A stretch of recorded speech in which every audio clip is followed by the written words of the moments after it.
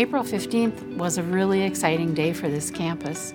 We are the first regional site within Allina to go live with a partial and a day outpatient program. Have a great day at group, okay? The goal really is to keep the mental health patient from relapsing and going back into the system and to the emergency room and to the mental health unit.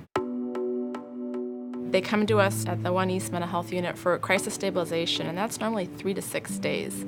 Oftentimes patients need continued support to really develop a safe plan so they can be successful in the community. Hi Kurt, my name is Lorna. Hi.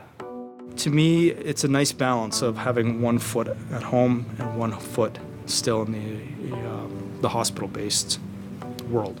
By having something like a partial program, they'll stay connected with mental health services, giving them the ability to safely make the transition back into the everyday world. What's going on today? For the partial program, they're there for an intensive Monday through Friday and attend very intensive psychotherapy groups and education groups for 6 hours a day. The day outpatient program, they come in the afternoons and they get psychotherapy and psychoeducation. We really want to promote wellness with diet, exercise, and coping skills. When they're inpatient, it's hard to touch on all those areas, but when they're here for 3 weeks or in the day program up to 3 months, we really can implement all of those life-healthy activities to help themselves feel better. The partial hospitalization program, I refer to it as a stepping stone. It has made a huge difference in my life. It's giving me the skills to cope, and that helped me go from intense program to regular life.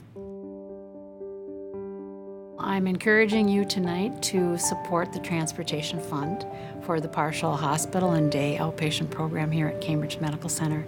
We are the only mental health services for 5 counties. Many patients come from all over, and for many people, transportation is a big factor.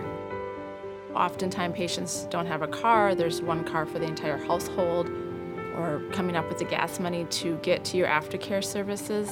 And if you don't have reliable transportation, it'll make it very difficult to finish the program.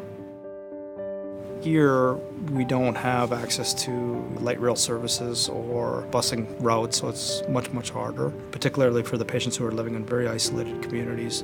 Right now, we have a patient on our mental health unit whose family drives 3 hours one way every day.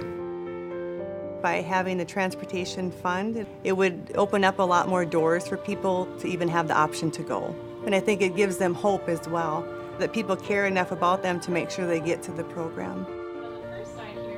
There are so many people who are struggling with mental health, and if people can't get there, for whatever the reason is, they're not going to seek out the help, and they're going to continue struggling with whatever's ailing them.